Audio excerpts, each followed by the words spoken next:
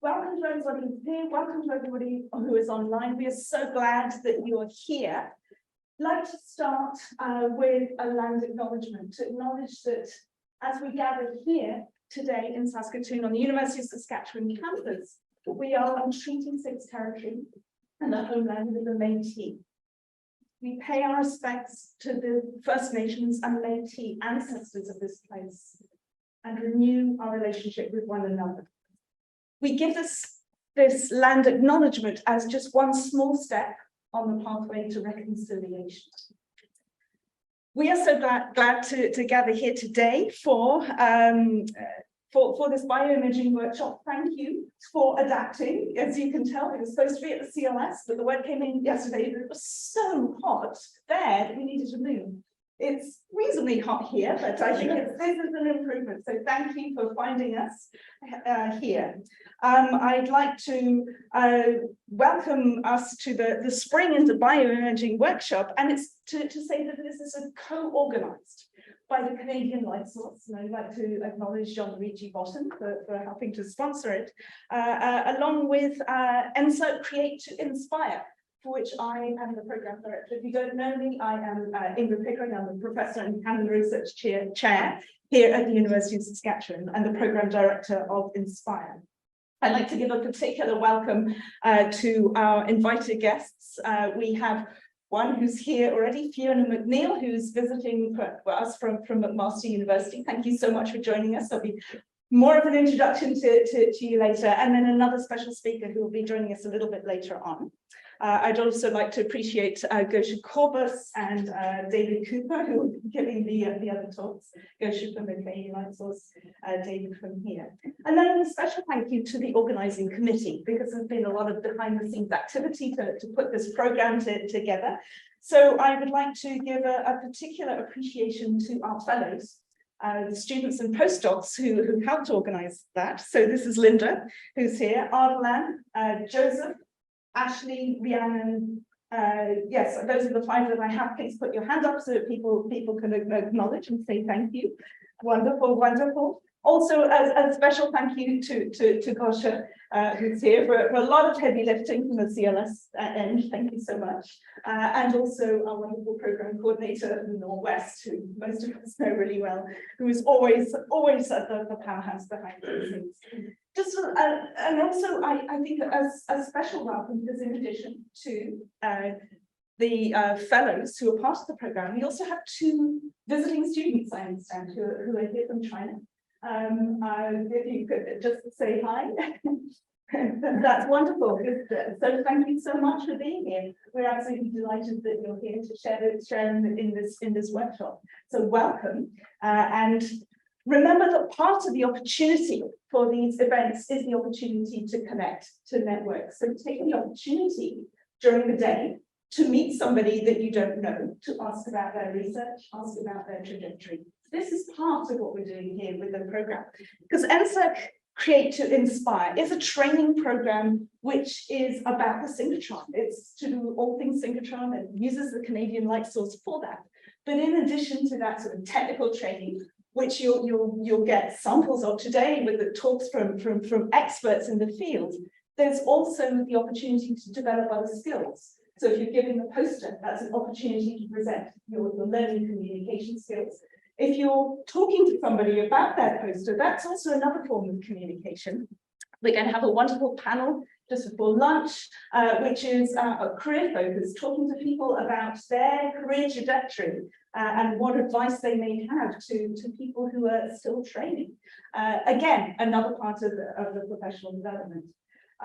So this is all part, these other activities besides sitting here and listening to people talk are all part of the learning. So take that opportunity to network and do other things while you're here.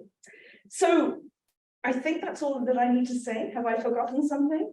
I'm looking to the north for my background. So again, welcome.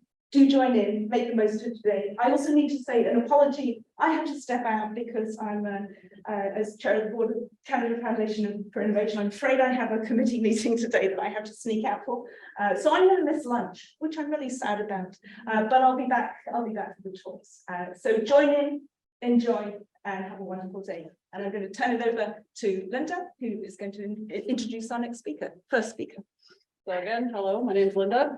Our first speaker today is going to be Gosia Korbas. She is a beamline scientist at BioXAF, and she's going to tell us a little bit about the imaging capabilities for the beamline. Thank you, Linda. There's the mic if you want it. Hello, everyone. Thank you for coming here, and hello to all the people that are joining us remotely. My name is Gosia Korbas. I work at the Canadian Light Source, and I would like to welcome you here on behalf of Canadian Light Source. I wish we could do it at Canadian Light Source. Believe me, this humming, in the background gives you the right vibes. Yeah. But unfortunately, we cannot do it today. However, I'm always there, and as is my colleague Ibi Bondici, who is also working on BioX's imaging beamline. So whenever you find yourself around CLS, especially on Mondays when there is no beam and there are no users, just please contact us, and we can always take you to the beamline and show you around. So please keep this in mind. So it's not happening at CLS. However, we are still in Saskatoon. CLS is still there, and yeah, you are always welcome to come for a visit for sure. Today, I will introduce briefly BioX's imaging beamline. So this is part of the BioXCS sector at the Canadian Light Source. And we have actually two really important people here in this room, Graham George and Ingrid Pickering. Graham just woke up from his computer. These are the people that actually applied for the money for the Canadian Foundation of Innovation to get the money to build BioXCS. So, thanks to them, this beamline is actually now standing and operational. So let's get rolling here. So because this is the first talk today, I will briefly introduce X-ray absorption spectroscopy and X-ray fluorescence imaging. These are the two techniques that BioXCS supports. Then I will briefly discuss BioXCS sector at CLS and specifically BioXCS imaging beamline. I will briefly also mention data acquisition software because it has some unique features. So especially for those people that are familiar maybe with other beamlines, especially external beamlines, I think that would be interesting. And then I will bring some examples of like multi-scale XRF imaging at this beamline scale. So let's start here. So some of you may actually already use this technique, X-ray absorption spectroscopy. So this is the technique that helps us determine the chemical form, which we call speciation of metals and other elements in a sample, and sample can be various things actually here. And it can be used as a fingerprint of chemical species in that sample. So in a very simple terms, which we call transmission mode, we will measure the intensity of the beam before the sample and after the sample, which calculates the absorbance, and then we repeat the same measurement across the range of energies that cover the X-ray absorption edge of the element that we are interested in. We plot then absorbance spectrum, and it has a very unique shape, which can be used as a fingerprint of presence of different species in the sample. I forgot to mention that on BioXAS, you can do this XAS measurements as a bulk, so using big beam on not bigger samples, but sort of as an overview of what kind of species you have in a sample. Or you can do it with small beams, so really go and probe locally the speciation. And now to X-ray fluorescence imaging. So this is another technique available at BioXAS. We use the technique to measure and visualize distribution of elements in various samples at various resolutions, and the resolution is determined by this important factor here, so the size of the beam. And the size may vary, which I will show later. So we stick our sample into the beam, we raster scan it. These days, mostly it's called flight scanning. So we move continuously across the beam bidirectionally. So let's say from left to right, and then sort of this pattern. And then we build our image by analyzing spectra, X-ray fluorescence spectra acquired by X-ray detector, and deconvoluting contributions from single fluorescence peak belonging to certain elements And then by calculating those contributions for each pixel, we build elemental distribution maps. Quite often, especially when we are investigating, for example, lead, we would actually use both techniques together. So we combine X-ray fluorescence imaging and X-ray absorption spectroscopy. And this is actually pulled out from one of the collaborations that I was involved with. So that person was actually interested in accumulation of mercury in Arctic charts. So they had samples from the fish caught in the Arctic. This fish is known to accumulate quite a lot of mercury. They were interested in the differences between methyl mercury and inorganic mercury in the river sections. So we measured a small piece because it was just 5 micron resolution. So small area here. You get distributions of mercury and selenium. So you get this information on localization. And then you can actually probe in different areas here. So where it's actually concentrated. You can collect the spectrum of, in this case, it was mercury at 3H, and then compare maybe with a spectra of model compounds, and this way you can figure out what type of species are present in the sample.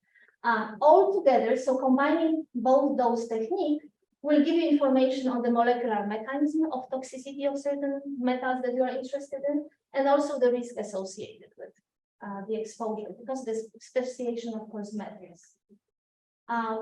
This is an example that I like to use. This brings me back good memories when I was working on zebrafish together with Brian and Ingrid.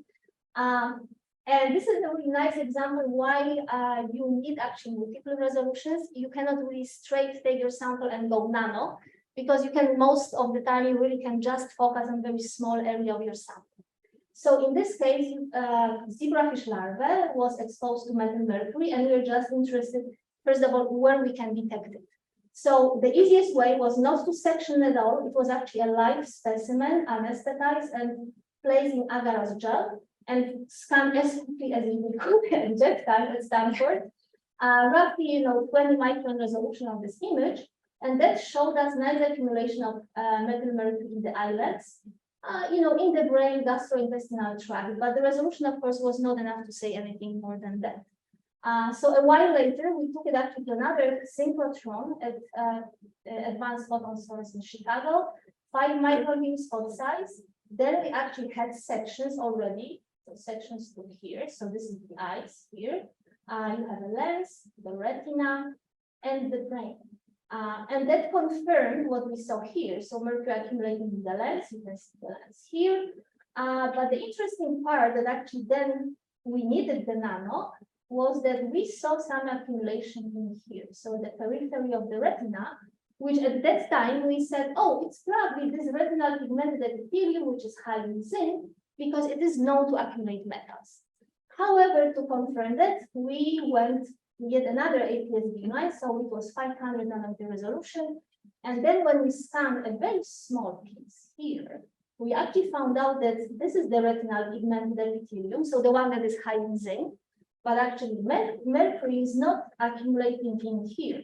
It's mostly accumulating in the layer underneath, which is the photoreceptor layer. And that, of course, changes the risk associated with exposure. Yeah, so it's a different story.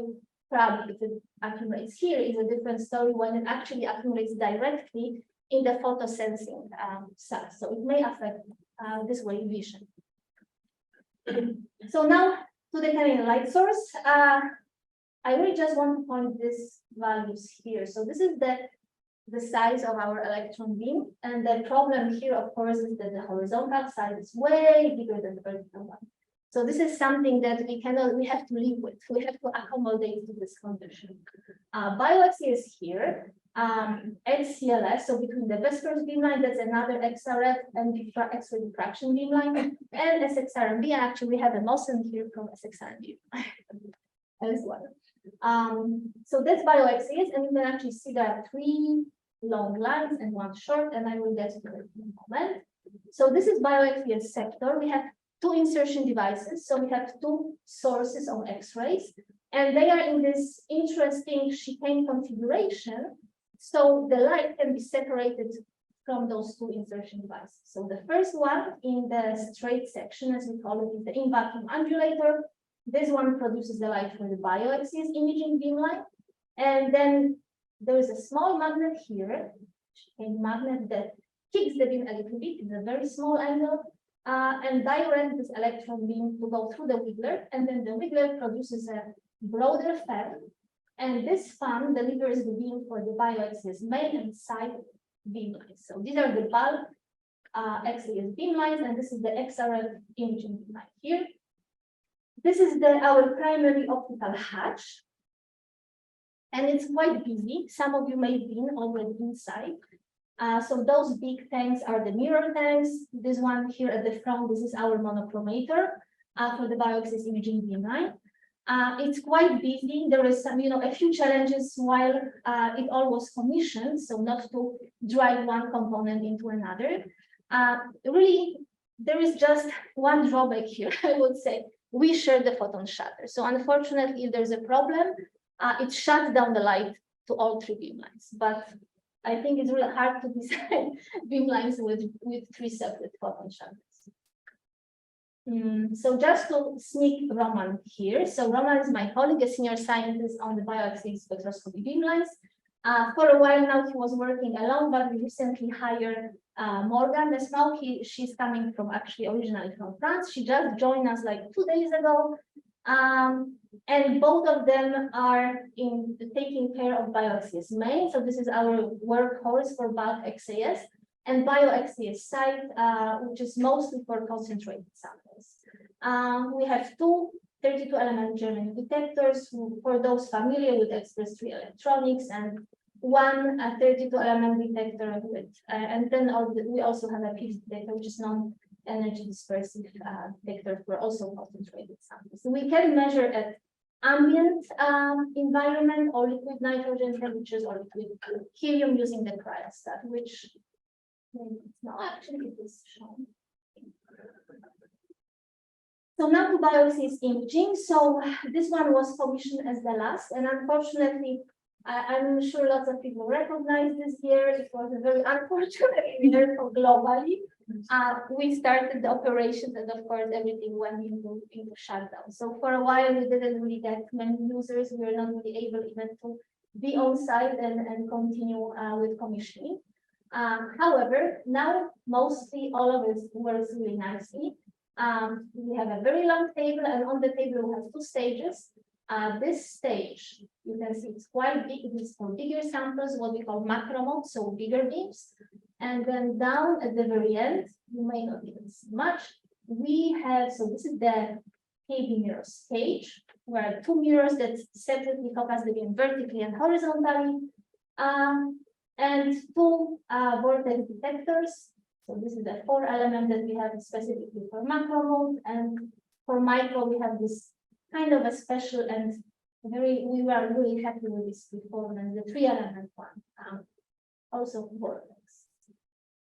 So in a nutshell, we support those techniques. So X-ray fluorescence imaging, macro, micro, Zane's imaging. For some concentrated samples, I will show you we can extend into EXACs, but this is an undulator beam line, so there are some drawbacks. Of course, we're doing EXACs on this beam line. We cover 5 to 21 kV, so this is between 3rd and 11th harmonics for an undulator. For macro, we have been between 20 and 100 microns. For micro, either 5 or 10, but most people really use 10. And we're just playing this today with EV, how to get 2. If we just cut a little bit, so for some concentrated, I think we could squeeze it and make it work with 2 microns actually.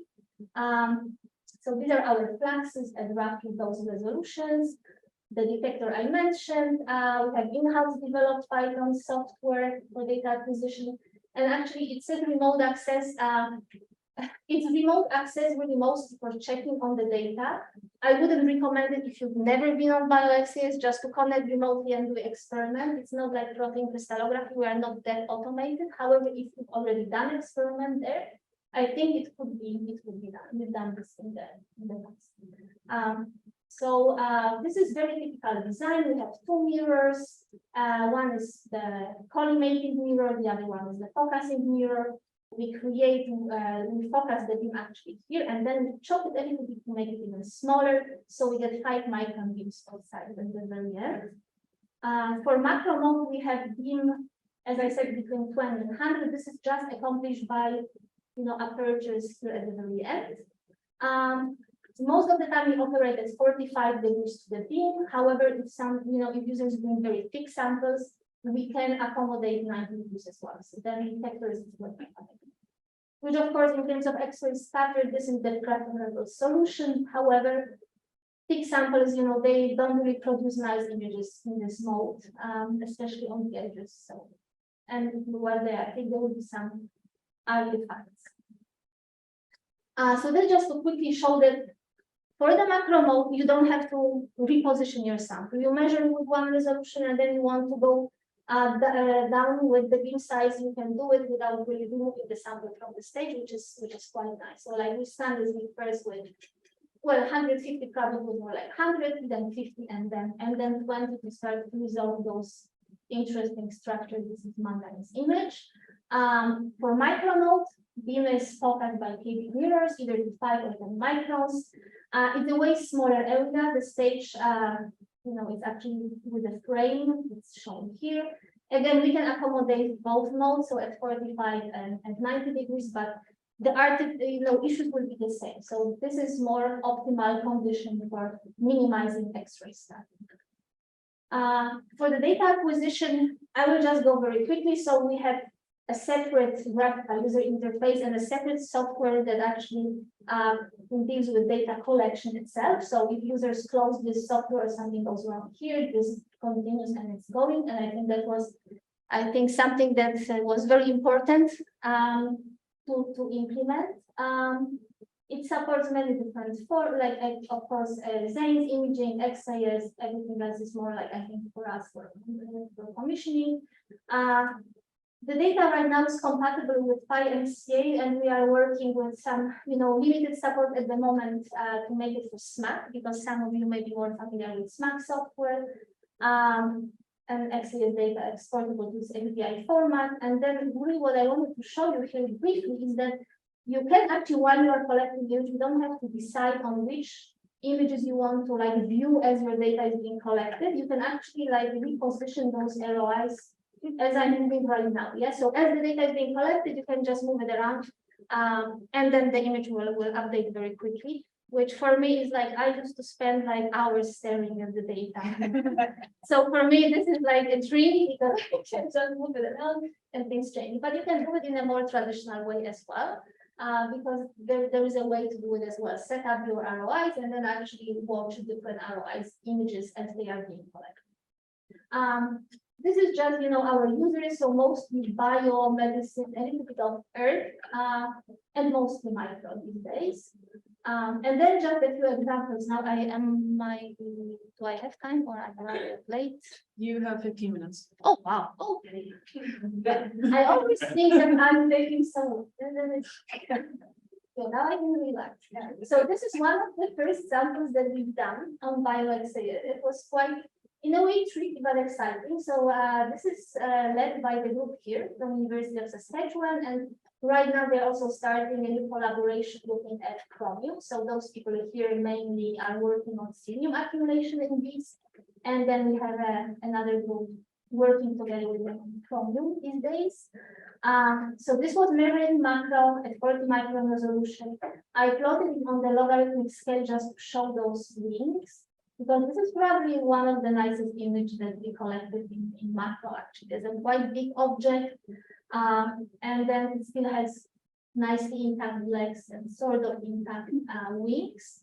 We could detect a little bit of cerium at that time. I think right now, they changed the way they concentration and exposure, but it was one of the first data that we actually went into that part and we could actually collect Zane's spectrum of cerium at that time. So that was quite exciting from the beamline perspective that we were actually able to do that. And this research still continues on the beamline right now. This is one of the sort of our test samples, but it's relatively big.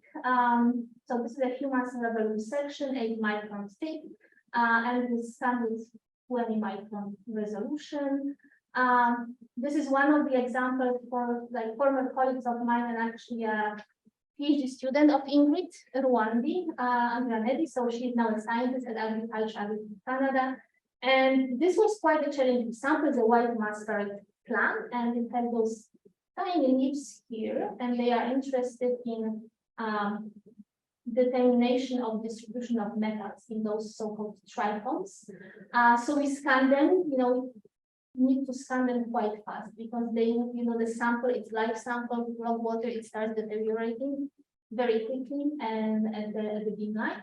However, it was still very nicely see different distributions. So sulfur sort of across the whole leaf, calcium in the trichomes, and then manganese and zinc at the base of the trichome. So that really gives a nice distribution of different elements here. This is actually, I should have added the reference here, because now we are looking at, hoping users will start publishing soon, because already we accommodated, I think, quite a few researchers from the beamline perspective is always really important. So this is actually a published paper, and from the researchers here from the University of Saskatchewan, and looking at distribution of micronutrients in oat grain. And they could really nicely see the difference in between the coat of the grain, the aileron layer, the endosperm, and the germ. And then you can almost that's pretty exciting. We get quite a big portion is geological samples. These are not, depends of course on type of element. If they come from an area that's contaminated with arsenic, for example, that these are not challenging sample in a way we actually have to attenuate quite a lot of things for them. But then, definitely you can try and collect exhausts on those spots as well. So this is one of the examples when they were looking at the distribution of arsenic in waste cement from University of Waterloo, and they could actually go onto the spots. And I saw Joyce Macbeth connecting as well. So she's one of the PIs on other projects, and she's also using quite a lot our beamline on very similar type of research and collecting quite a lot of arsenic, zinc or iron zinc. There's another nice example, because this reminds me of zebrafish always, but it's not zebrafish, but you will recognize some components. So there is I here of the tadpole. So this is a group, so Shati is from Agriculture Canada, Catherine from Environment Climate Change Canada. These are tadpoles collected in Alberta from contaminated wetlands, and they are looking into accumulation of metals in those. So the whole thing is quite big, it's too big for micro mode. So we start with actually macro mode here, 40 micron resolution. And then you can actually focus with micro on smaller areas here. You may not really see much, like for this sample, these were like test samples initially, so they were not really sure if they will have enough. So arsenic, for example, you could really see in this, in the food that was still present in the gut. So this is still ongoing. We recently got some, not tadpole, but actually embryo stages, and we could measure some other interesting heavy metals in them. So this is also an ongoing research on the beamline. And this is one of the last examples, also to show you this multi-scale application of BioXAS. So these are fish scales that you can actually use. They grow as true rings in a way. And then if you take the scale under the microscope and you start counting those rings, you can determine the age of fish. So actually, Linda here told me that Erin, a student, would actually spend quite extensive amount of time under the microscope counting those rings and learning, how old the fish was. However, for me, like actually this was a funny way of connecting, and I think I say it as an example because I actually connected with Linda through Twitter. I saw her once, she posted a student collecting and showing those fish scales, and I thought, well, this is a nice thing that we can actually measure in the beamline. So I connected with her, and they were very happy to send a few of those scales. And I was really surprised to learn how different they are. I mean, this is just one type, but then we had like 3 or 4 different ones that look different. And actually, yeah, the distribution of elements is different. Manganese produce the most, like the nicest image, I think, here.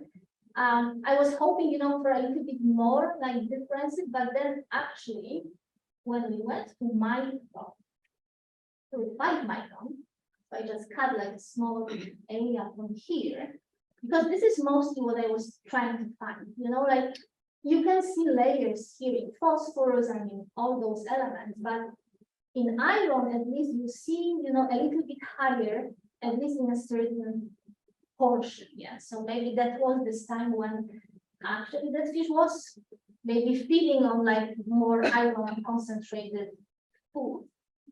I believe that, yeah, this is just our website. So Evie that's here, she revamped the website recently. So we have all the important information also for the users if you are interested. And then I will end with thank you. So to bioaccess team leaders who are here. Thank you so much, because there wouldn't be bioaccess without you guys. And then we have bioaccess team here. We work really with a bunch of big engineers from CLS, and they are, some of them are still on the project. No, it's not a project anymore. Supporting our operations. Mike is no longer working for PIAC, unfortunately, and our former associate scientist Emilio is now joining the efforts to help the development of data acquisition software. And Ian was the one who designed the optics with us. Thank you.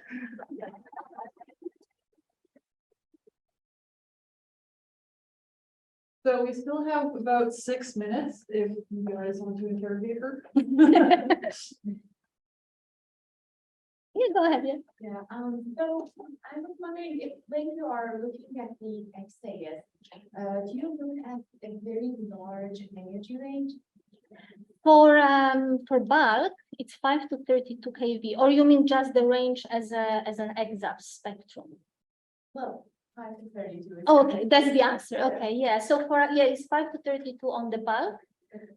For us, if you probe locally, you are limited with 5 to 21, and this 5, it's sort of, it's the end that it's I would say like chromium. We tried chromium recently, chromium XAS, and it's doable. It's just that this is such a soft energy already for us that there's lots of absorption along the way, but actually there's Mosen here that his beamline is really good for like softer than I think that's that range. Yeah. And then do you see all the like are the question is, do you only look at images of Oh no, it's like it really depends. Yeah. So within this 5, let's say for bulk XAs, within this 5 and 32 kV, you can look at L edges as well. Yeah. Like if it's, if K edge is very far, like it would be for mercury actually. right? So we are forced to look at L edges. So wait, another question is that if for example, for us that we use race beamline, we look at a very small energy range. If we have like 2 samples that have two fluorescence initial fluorescence time very close to each other, we try to look at other edges of the sample that we are trying to the element that we are trying to capture. For you, does that happen? Yeah, I mean, it's you can, it's like I've run experiments like this actually when I was still with Graham and Ingrid, when we actually measured like across the whole thing, like selenium, arsenic, mercury, which was crazy. But in one spectrum sometimes. Yeah, I mean, in one spectrum probably you don't really want to do that, but yeah, you can definitely detect different lines. I mean, when they are really close together and you are exciting both of them, there are challenges, right. Especially one is really small and the other one is dominating. But yeah, you can definitely, focus on the fluorescence line that, or the absorption edge that you are interested in. Then, the beamline gets sort of optimized, especially bulk XAs, they have certain ranges where they need to optimize their main optics to provide the best flux. But yeah, all doable. Any more questions? There's the one question. Oh, That's been on since before she started Ah. talking, so I don't think that's a question, but it is worth checking to see what's going on there. Question, there's fish scale. yeah. What was, are they, how long is that a year, a day, you know, what are the, The- how long are those? I don't think it's like exactly a year, you know, I think there is some sort of formula probably. There were hundreds of lines. There, yeah, exactly. So it's not a year. Yeah. But that's. I don't know. I think it's basically they have, as far as I know, they have some sort of, you know, equation actually. You know, it's sort of been worked out probably. Yeah, they know how. And then it may be also species dependent, for sure. Yeah. Oh, most. I have a question. Yeah. How long does it take to quickly collect the image? Maybe that's a. Yeah, I know. I was thinking about this, you know, as I was actually showing, you know, because I should have mentioned, you know, the dwell times, as you call it, yeah, like effective dwell times. We do the flight scanning, but you know, effectively we spend a certain amount of time in a certain range, like on a 5 micron path, we spend, let's say, 10 meters. Yeah. So usually, you know, it can be very quick, like, you know, half an hour to like 2 hours of, you know, some bigger objects, like I think this cerebellum, maybe that was probably like 10 hours or so, yeah. So it really depends, but at least, you know, now with flight scanning, we are not really wasting any time. It's basically, you can very quickly determine how long the scan takes just by calculating how many pixels your image is built of and then multiplying by this effective dwell time, and then you know how long it's going to take. Plus 10%. Mostly, yeah. Just good, yeah. Sorry. No, I think we are, like, I'm just looking because probably we Yeah. are, yeah. We are pretty much out of time. but Yeah, Thank you yeah. so much for your time. So thank you very much for inviting me. And this is a new project I started in the last couple of years, and I love it. It's changed my life and it's completely changed my research profile. And the question I often get asked is, why did you start studying 18th century white lead cosmetics? Like, where does this come from? And the answer is, I got really ill and I had to take nearly a year off of work. I'm fine, I'm fixed. But I reached a point when I was really ill and where you're actually well, but they won't let you come back until you're 100%. And I was bored out of my mind. And so I started poodling around on the internet and I came across the story of the lovely Mariah Gunning. Now, Mariah Gunning, the story about her is she was a penniless Irish girl who managed to make a magnificent entree into London society. And because she was so beautiful, she managed to convince the Earl of Coventry to marry her. And there are a lot of stories about makeup that are actually associated with Mariah Gunning. But the rumor is, and it was kind of a nasty rumor at the time. The rumor was that she was wearing white lead makeup, and it was nasty because she only managed to bag the Earl because she was faking how beautiful she was by her makeup. So I talk to you about percutaneous photography. That's what I've been looking at, the synchrotron and how toxic it is. But I really want to start with dispelling a myth about white light makeup, because I not only study whether it's absorbed and how toxic it is, I study what it looks like, and it does not look like this. It is not ridiculous. It is not a white mask, and in fact, it's really quite lovely, and it looks mostly like modern makeup. So this is an example. There, pig skin, we use pig skin because we can't use humans.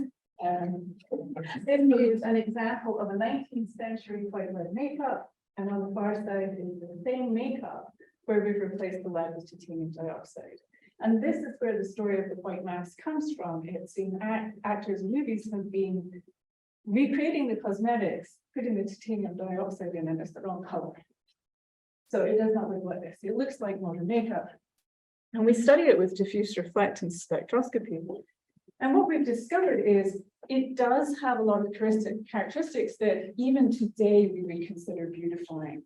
It increases the diffuse reflectance, and what that means is your skin looks more luminous. And the more luminous your skin is, the younger you look. And because it's diffuse reflectance, it's acting like a modern blurring compound. So it blurs wrinkles, it blurs zits, it blurs enlarged pores. It's beautifying. But it also has a quality that is disturbing now, but was considered beautifying in the past, in that it is a skin lightener. Now, I don't like to say whitener, because that implies it's that white mask. But what it does actually do is it does a very effective mimicking of making skin look less melanized. So it still looks like skin, it just looks like skin with less melanin. And there are two reasons they would have wanted that. One, of course, was racism, especially in 19th century America. But the other reason was social class. So if you were high social status, you didn't go out in the sun. You kept your skin very white, because it was only the peasants out in the field who got sun and were tan. So women had huge incentives to use this in a time when women did not have the economic independence or the economic power they do now. Your face was your fortune. And by making yourself look more beautiful, making yourself look a higher social class, the right race, women chose to use it. So we often talk about makeup as if it's silly and frivolous and women are idiots, but they were making conscious decisions. They were getting something out of wearing the makeup. So I wear makeup myself. I love it. That's the other reason I got into this project. So no judgment on my part for wearing it. It's like, you go for it. That's how you bag George. Good for you. But the story is very sad. She died at the age of 27, leaving behind 3 small children. And even today, you find a lot of stories saying she died from lead poisoning. But it all traces back to actually Horace Walpole, who did not like her and spread many of the rumors about her wearing it. And he's the one who said she died of it. But there's no actually other historical evidence that that's true. And I looked at the story. I've been studying lead poisoning for over 30 years. And I'm like, no, you can't die like this from your makeup. There's no way that they're doing this. And then I read that George's mistress, the courtesan Kate Fisher, she's also supposed to have died from her white lead makeup. And at this point, I was like, really? All these women were dying all over the place, and no one said this is really dangerous. Let's stop. I just couldn't believe it. And my skepticism is rooted in some science. So white lead is generally said to be basic lead carbonate. I'm going to come back to that. But it's not soluble in water, and it's not soluble in fat. And so how does it get into you? In order for you to be poisoned, you either have to ingest it or inhale it, or it's got to go through your skin. It's got to get to your blood somehow. And I looked at this and thought, well, it doesn't do that in very large quantities. How does this happen? Now, I do have some expertise behind this. I've been studying lead poisoning for 30 years. I'm not just a random scientist deciding that this is bad. What I really am is a medical physicist, and I build biomedical devices to study toxins in vivo. And when I first got into the field, 30 years ago at the University of Maryland, I built an X-ray fluorescence device to measure lead in blood. And in the last 30 years, I have measured thousands of people, and we have studied the health effects associated with lead. And when I got into the field, I realized there wasn't much data on women.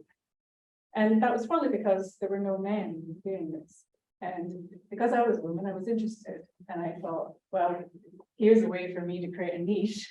And so I started studying explicitly women's lead exposure with some colleagues at the Centers for Disease Control.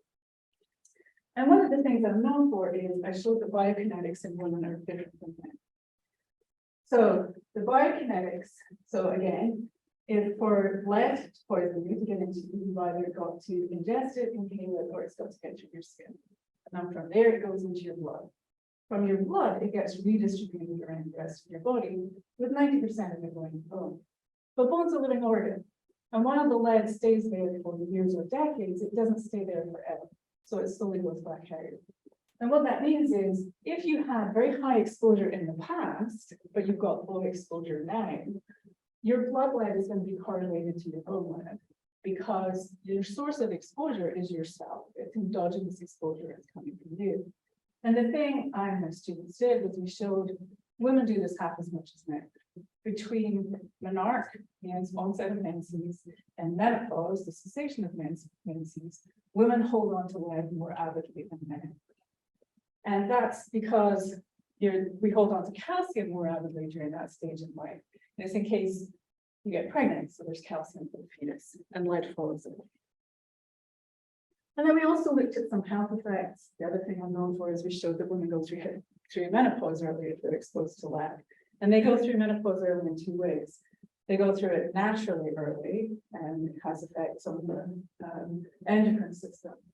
But those effects on the endocrine system also mean that women who are exposed to lead are more likely to have endometriosis. And at the time that we studied this, the treatment for endometriosis was hysterectomy. And they wouldn't just remove the uterus, they would remove the ovaries as well. So women went through surgical menopause. And like many other people, I showed lead has effects on pregnancy.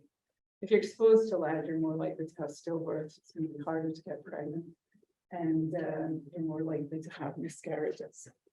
So lead is not good for you, and it's really not good for you if you're a woman.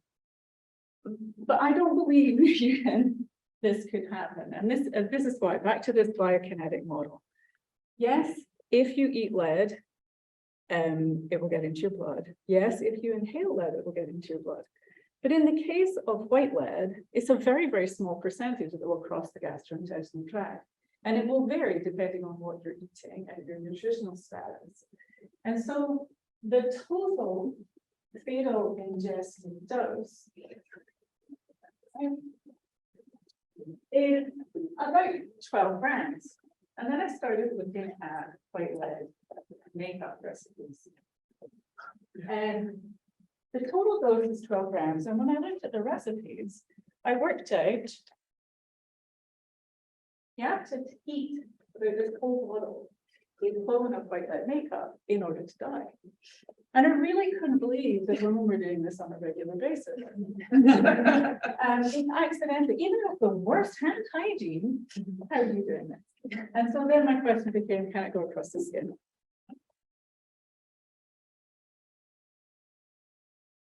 And the answer is, we don't know. So we do know some forms of lead can cross the skin. Lead was put in gasoline in the early 20th century, and the men who worked at the plants died and went psychotic. There was a DuPont plant in Delaware that was notorious that the workers were all hallucinating. But my students and I started looking at other forms of lead, and we discovered there are fewer than 20 papers in 100 years looking at percutaneous absorption. So when I was in graduate school, I was always told, like it was the words of God, organic lead can cross the skin, inorganic lead cannot. But we discovered there's actually no scientific basis for that. There's no evidence. There is one paper published by an industry-funded scientist who said it's negligible. So it became clear to me, yeah, you're really going to have to measure it, Fiona. So that's what we decided to do. And my question was, if you paint lead on the surface of the skin, white lead in cosmetics, can it get through that horny outer layer, the strand of cornea, and down through the epidermis into the dermis, where you start to get blood? But you can't get poison unless the lead is in your blood. And so can it travel that far between the skin? And so we use a standard system that's used in pharmaceutical testing called Franso. You have a lower glass chamber that you fill with phosphate buffered saline. And you put a membrane between. In our case, we use pig skin because it's very like human skin. And then there's a glass chamber on top, and we put the lead compounds in the top, and then we let it all run for periods of time. And we're following an OECD methodology. This is commonly used, pigskin is commonly used in pharmaceutical testing. We trim it to 2 millimeters thick, take the pad off the back. And then lead is very heavy, so it diffuses slowly. So we run the experiments for 1, 2, or 3 days. And we're looking at this simple diffusion through a membrane. This is what the pharmaceutical industry bases it on. The idea is that skin is a single membrane. And in fact, what they assume is that the stratum corneum, that horny outer layer, is the barrier and nothing else matters, just that outer layer. And to get diffusion, you have to have a very strong concentration gradient. We have percentage levels of lead in the makeup. Pigs have about the same level of lead as we do, which is now these days sub ppm levels. and the saline is essentially lead-free. So we have that. We have this very strong concentration gradient, and we're looking at the lead diffusing over. But we've done a very good job as human beings of poisoning ourselves with lead over the last 50 years. And so now we have a problem with contamination. You're all full of lead, the walls have lead, the air has lead, soil, water. And a nanogram of lead can ruin an experiment for me. So it's taken us 2 years to set up a system where we can actually measure low levels of lead. And what we do is, my lab actually is a Perspex box. It's a Perspex box in the sky. And we built it in another lab, and then I've got, and it's HEPA filtered, and I have a HEPA filtered biosafety cabinet, and everything is done in there. Nothing is allowed in, because even if we're bringing bits of human tissue, we can contaminate. And the makeup is only brought in to do the petting, and then it comes out, nothing else. And we wash constantly. I hate washing dishes, and I spend my life in the lab doing it. It's ironic.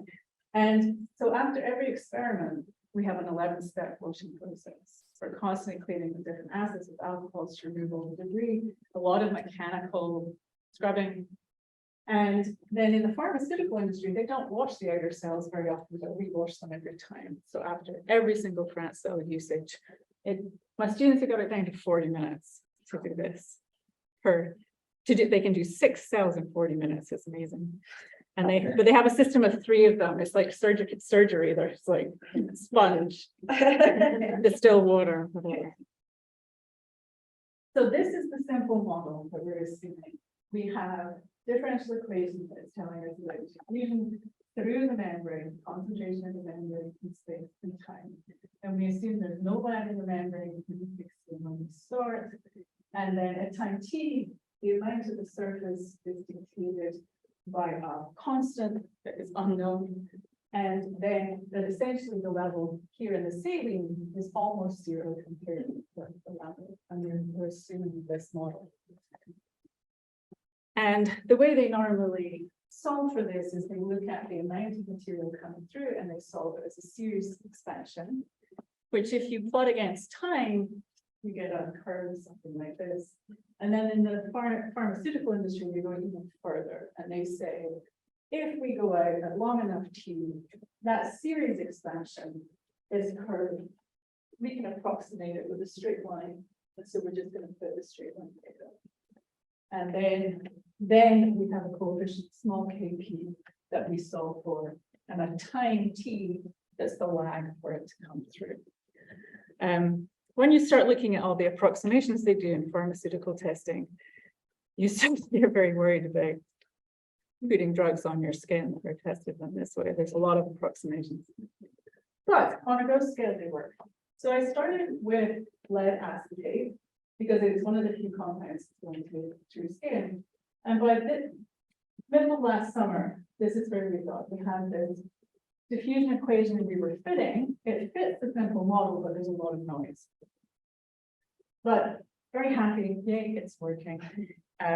We are managing to look at this diffusion. We can do the simple approximation. We can get a measurement for the permeability coefficient, this constant Kp.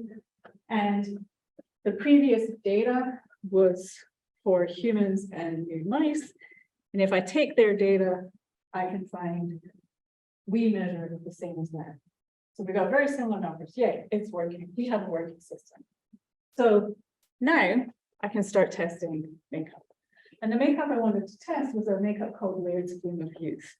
And this is notorious among historians because it is well documented that a small number of women were poisoned.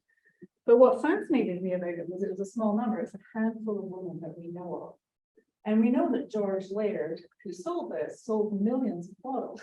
And so my question was, why only a few women when millions of bottles were sold? And even if it was underreported, even if it's underreported by a factor of 1,000, it's still only 1 in 1,000 women who are getting poisoned. Why would that be? Why would some women get poisoned and some not? And so the way they discovered it, Louis Sayre was a physician in New York, and he was an orthopedic surgeon, and he had a patient referred to him, and she had this classic symptom of lead poisoning. Lead damages the peripheral nervous system, and if you're severely poisoned, you get this vascular stroke. I have never seen this in my career. I've never seen someone this badly poisoned. And he thought it was lead poisoning, but they couldn't find a source of lead poisoning. They tried for months. They couldn't find out what was going on. And eventually she said to him, "Doctor, is it white?" And by that she meant like white lead makeup. They called it white in the 19th century. And so he got her to bring a bottle in. He sent it to a chemist. They found it contained white lead and lead acetate. And he also did urinalysis and found she was excreting lead. So this very convincing story. Yes, she's poisoned from her makeup. So I wanted to recreate layers, but I had to work out what it was made of. And this is where it got interesting. So Louis Sayre had multiple patients poisoned by this. So he wrote an article in Scientific American, and he was based in New York. So he sent a story to the New York Times, and they did a big splash in about 1867. And he had found lead carbonate and lead acetate, and that got splashed all over the newspapers. George Laird was based in New York and was often reported in the newspapers himself. He was very rich making this stuff, so he's well known in New York society. And he saw this, and it's pretty clear that around that time, he actually changed it to different mixtures. And one of which, so one pharmacist discovered a bit of nitrate, but the later formulation seemed to be the very benign calcium and zinc. And there was a later story in Scientific American where a scientist was very significant about the fact that they knew George had done the switcheroo and was lying about it by saying that it was being. So, but another challenge is George constantly warned customers about counterfeit products and don't buy knockoffs, and he actually went to the expense of having it printed into the glass of the bottles to make sure that you knew you weren't getting counterfeit products. So I went with Louis Sayre's assay and said our recreated recipe is white lead, and then there's actually a lot of data from chemists who analyze the many makeups that were like this. Laird's was not the only one, there were many. And they generally have a concentration range of about 0.3 to 0.9 grams of white lead per mil of glycerin. They often have a bit of oil of bergamot in there too to make it smell lovely, and more likely to do it. But the question became what kind of white lead, which sounds kind of odd. So when I started reading, I discovered they say white lead is basic lead carbonate, the mineral form hydrocerussite, but they also say white lead is lead carbonate, the mineral form cerussite. And I started wondering, what is it? And the answer is, yes. It's really complicated, and it depends on how it was made.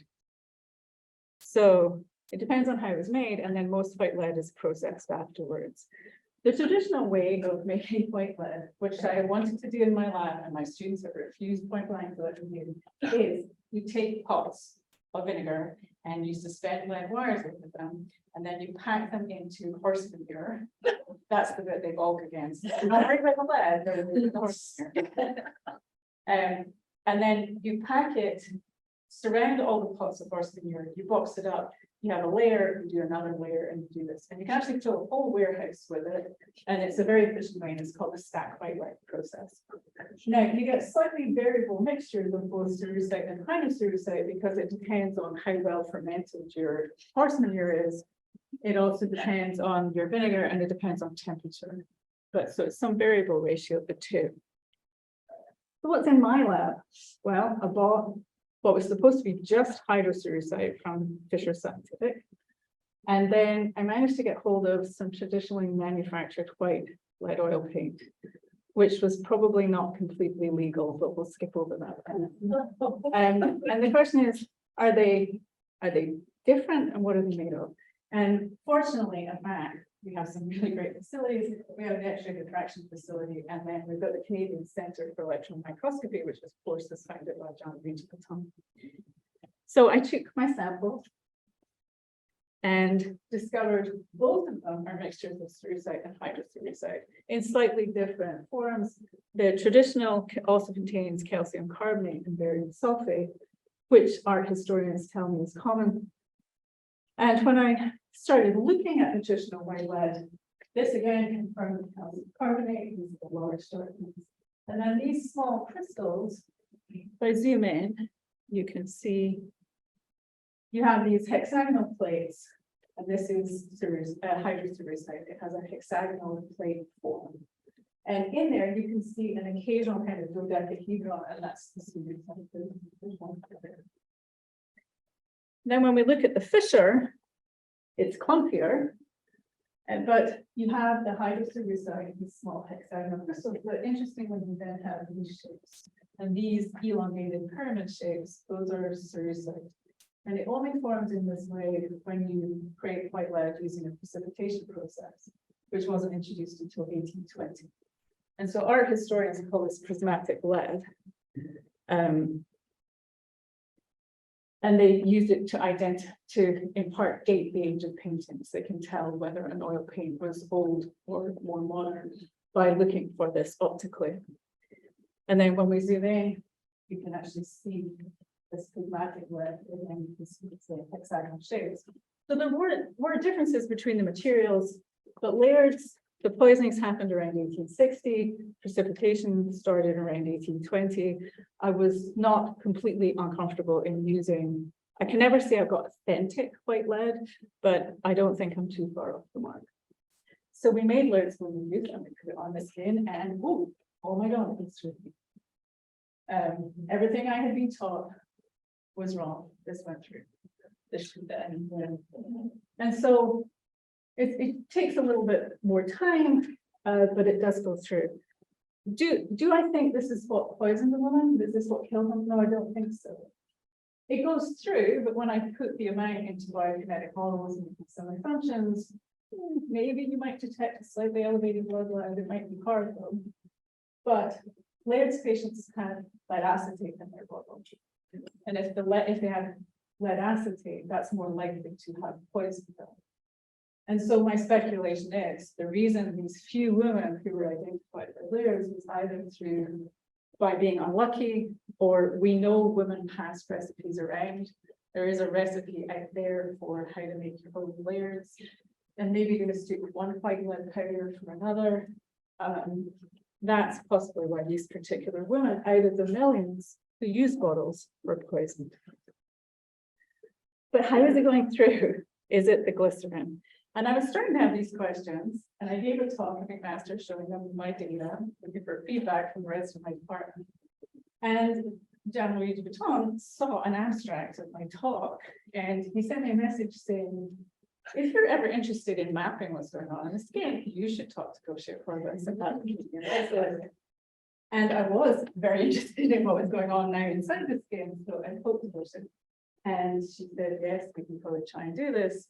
So I partly put together an application, and downhill with the wind behind me, and I think a lot of grace from people at CLS, they gave me beam time.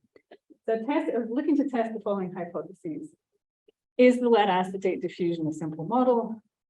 Is it in steady state at 24 hours? My hypothesis was the white lead is only going through the skin because it's mixed with glycerin. So lead carbonate will stay at the surface. The glycerin will soften the skin and allow it through. And glycerin isn't the only skin altering agent that is in these cosmetics. Vinegar is a very common ingredient, and it's an alpha hydroxy acid, which we use these days as an exfoliant. So it was like, well, okay, maybe that will alter the stratocorneum. And so I wanted to look at the vinegar, and then I said, well, let's make Elizabeth the first makeup and see what happens. I submitted the proposal, and I said to my students, dangerous thing, let's be clever. Let's measure out at 72 hours, because we'll get great data when we go out. We'll have this beautiful line, and it'll all show really clearly. And of course, we did not. So these aren't just 3 data points, these are 3 sets of experiments that reached 6. So this is a lot of data. I didn't think it was a mistake. The students who've been doing this are incredibly experienced in collecting together data. So I did think there's something real going on. So that became another question, what's going on? So we got beam time, and this is what we do. So we cover pigskin. And my lab have slowly become vegetarian over the and we spend so much time cutting pigskin, and it squeamishly does look awfully like human skin. So we cut pigskin in circles to fit on the top of the plant cell, and we take the fat off the back, and you become very expert at that. You can get down, there's actually a membrane, and you can pull the membrane off. And then that goes on top of the plant cell, and it runs for 1, 2, or 3 days, and then we take them off. And even if you don't turn vegetarian, you will never eat bacon again, because this bit that gets sandwiched between the glass looks very like bacon. We cut that off. We have a circle in the center. We cut that circle into 2 and 1 semicircle I sent for ICP-MS analysis for total lead.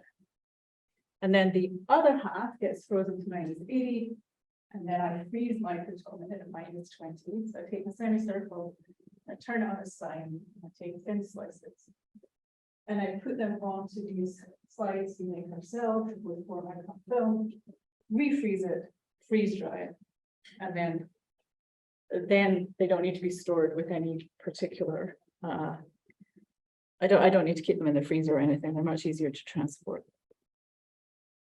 So beam time. So I'm going to show you data.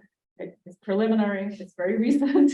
I've been sitting at my desk. The practical thing, I wanted to show you something because we were so excited. So this is us doing the imaging. This is my student Josie, who is exhausted, but loved it, enjoyed herself immensely being here for the 2 days, collecting the data. And I'm going to show you what we find. So just to orient you first, though, these are, I try and put 2 pieces of skin on each slide, because if one fails, the other might not. And so on one side, the side in contact with the saline, it's usually got a fairly rough surface. The yellow tape is me trying to tell myself this is the right side, this is the top of the skin. But it also helps to be able to see what you're looking at. So saline is usually rough. The other side is smooth, that's the top of the skin. And it sometimes gets rounded because it kind of puffs when it's on the front cell. And then on this particular one, you can see a tail where we didn't cut off completely the whole semicircle, and that's where it's pinched in the glass. So we did micro-XRF mapping, and the first thing we were doing was looking at the lead acetate. And this is the model I said I wanted to test. And this is what we found. So these are our 20 micron images. These are lead only. So this is the 10.55 kV X-ray. I've just extracted that, removed background, so lead. This is the surface that was applied. And then this is the backside in contact with the saline. So there is a gradient. There's a gradient. But then there's this. There's lead back. And when we look at the 5 micron slide, so we managed to run 2 different samples from 2 different experiments at the 5 slide, and it's in all the different experiments. It's a recurring thing. It's not. The first question was, okay, Fiona, did you muck up the slides? No, or I haven't mucked them up 100%, or so this is a genuine phenomenon at the back. And you see it when we actually take some line scans. So these are just the random pick some line scans. So this is where the lead is applied. You have the lead. It is elevating all the way through the sample, and then even more elevated at the back. And when you look at 72 hours, there's almost more at the back than there is at the front. So Ivy, when we were doing measurements, very kindly said, you need a lead standard. And she went back and got the lead standard for me and ran it. So we are able to convert this data to ppm. And by converting the ppm and integrating over the line scan, I can calculate the average concentration in the samples. which, if you remember, I sent half the piece off for ICP-MS analysis. So I can compare what we measured by ICP-MS and what we measured by the synchrotron. And to me, these are a pretty good matchup because we're actually celebrating, we're measuring two separate parts of the samples. And in fact, with the ICP-MS, they sometimes put samples together to get enough mass. So, but look at the levels.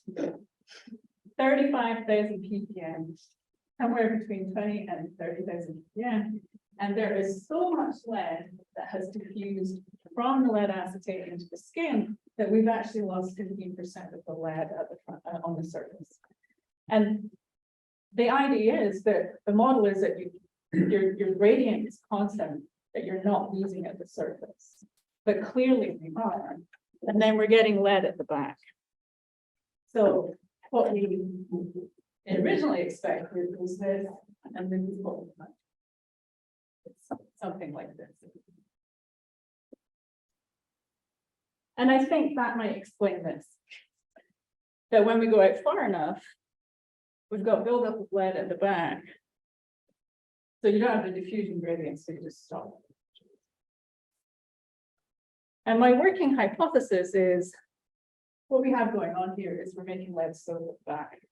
So this area, so this is the back of the dermis. So we're going down to the stratum corneum, the epidermis, the dermis.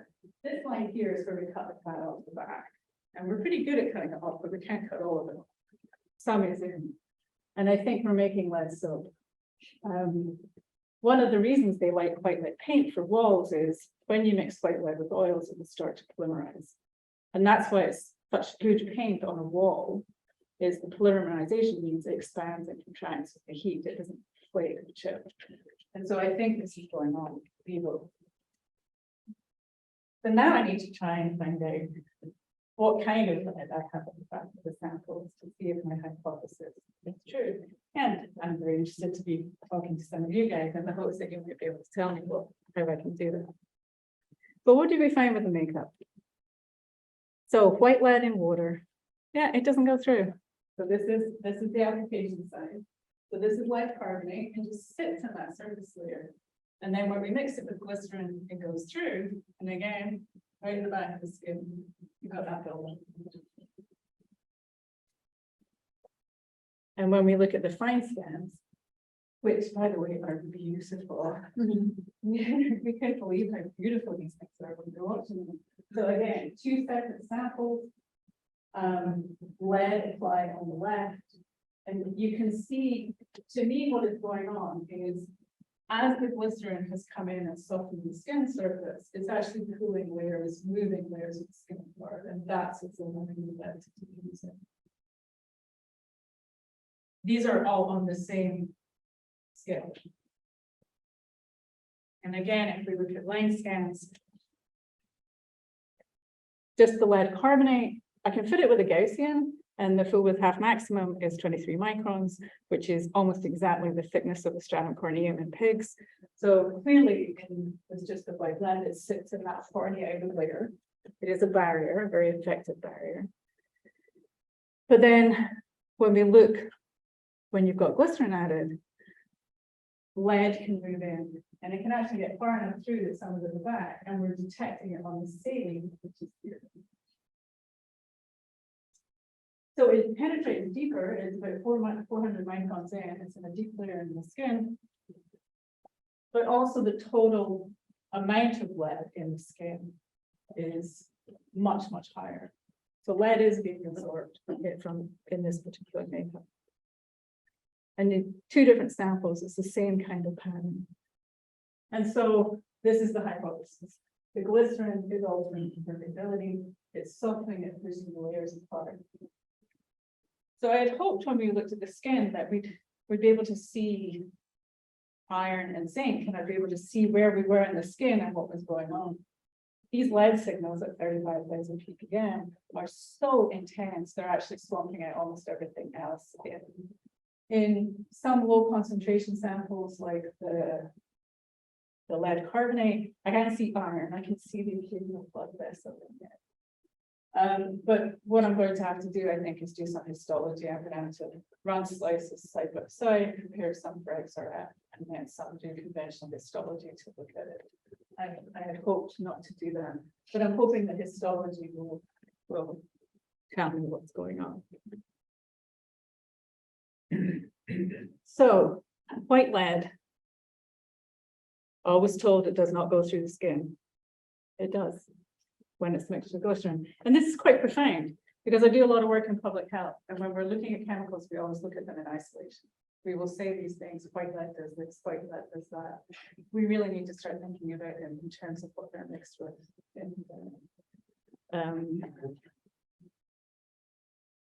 And is this another factor in why these patients became ill? So not only did the glycerin soften the skin and open it up, and we can see that happening with white lead, we already know lead acetate goes through. If you soften the skin as well, you get even more lead through. So the fact they had lead acetate and glycerin, is that what killed them? And unfortunately, the one sample I did not measure in the last round was lead acetate glycerin. So that will be on the next steps to see. But that is, I think, a likely reason why some of these women died. So vinegar, I wanted to test Elizabeth I. There's a lot of speculation all of the time about did Queen Elizabeth I have lead poisoning? And if you look at the historical literature, there's occasional really big fights between historians about whether this can be true. And so we ran some of her makeup. And this is what we found. So these are her scan again. So again, if we take white lead and water and white lead and vinegar, we get a massive influx of lead into the skin. And I think what's going on here is the vinegar is breaking down the stratum corneum.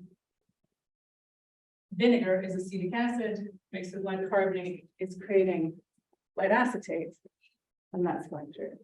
So was she poisoned by her makeup? Maybe. Although you'd be pretty sick after this was on your face. So I think it's a misunderstanding. I personally think they weren't, when they say they were mixing it to put on their face, I think they were actually washing it with the vinegar. I think they washed it and then rinsed it off. That's my hypothesis, because I can't believe that you would keep doing something that did this to you. Anyway, my conclusions. Oops. I hope I've convinced you that A, we thought we understood lead absorption. Then it turns out we didn't know it as well as we thought. But I hope I've convinced you it's actually much more complex than we ever understood. And it really does need to be explored. And we also have many more lead compounds across the skin than we ever thought. This classic, the dichotomy, it goes through if it's organic, it doesn't if it's inorganic, is actually not true. And there are many lead compounds that people work with, and they probably don't take as much care with them as they should. And this whole idea that when you mix things, you actually change what's going on. And finally, the toxicity of these white lead makeups is highly dependent on the ingredients. So it's when we say all white lead cosmetics are really bad and dangerous, no, there were some that are probably very benign. It was common for women to wet their hands in water and pat on white lead and then pat it on their face. And that was probably very benign. As long as you washed your hands, you're probably perfectly safe. You got your lovely makeup and you were quite safe. And so I finished with Madame de Pompadour. She was the King of France's mistress. She came from relatively humble origins. This is her at her toilet, putting on her makeup. You can see she's wearing white lead makeup because her hands are different colors than her face. But it's given her a lovely, soft, translucent glow. Makeup was part of the image she projected that allowed her to become so rich and powerful. She had really good reasons for dressing and using makeup this way. It was not a stupid decision on her part to do that.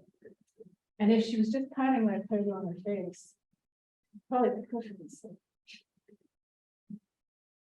So thank you.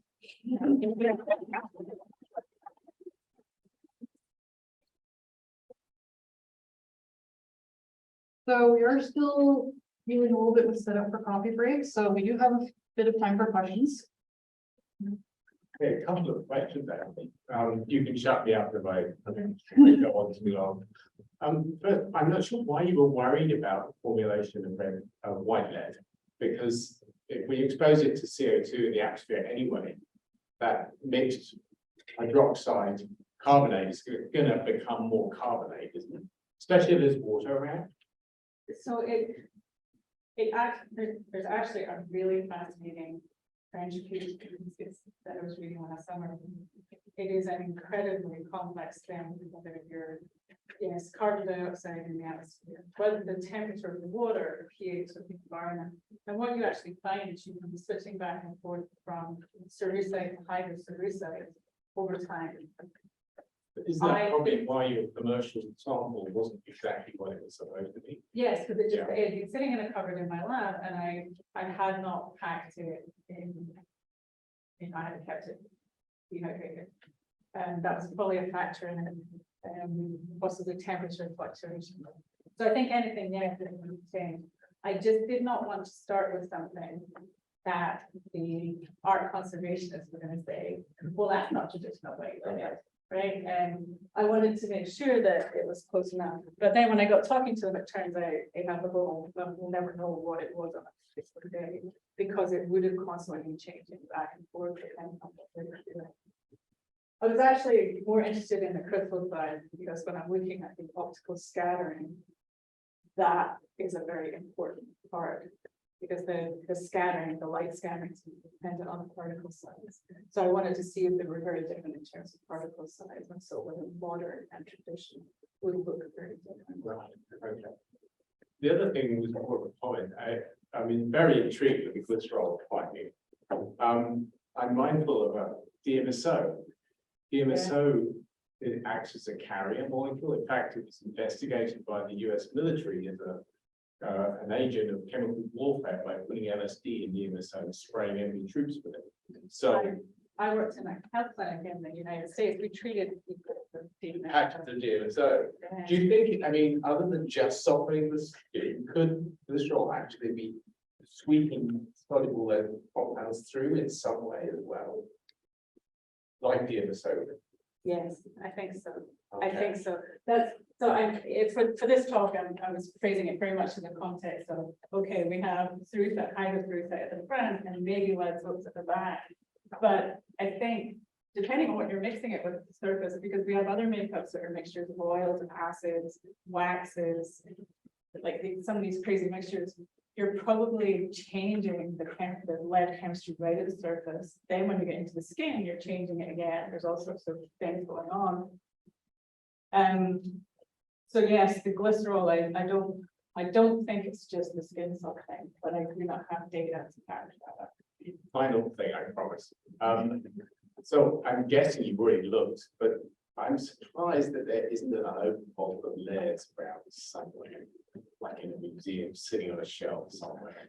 There are some, and the Louvre has done some analysis On the layers. on the leads, and there is a Marine Cook who's at the Secretary. She has done an awful lot of work on lead soaps, in fact, and she's looked at some of these makeups, interestingly enough, are also medications. So the one I showed you that was very lovely is actually also a salve for burns. And what they discovered when they were putting on for burns was really lovely, so they started using it. So she's looked at a lot of medications which turn out to be the same thing. One of your problem is they also see this in paintings. If it's been sitting for a period of time, it's changing. So you get this, you know, I just saw a talk recently worried about the night watch, the Rembrandt, because it's slowly transitioning from white lead to lead soaps because it's just sitting on over time. So I'm not sure you can go back and recreate what it was at the point in time, which is another fascinating thing to try. You're fascinating. Thank you. Okay,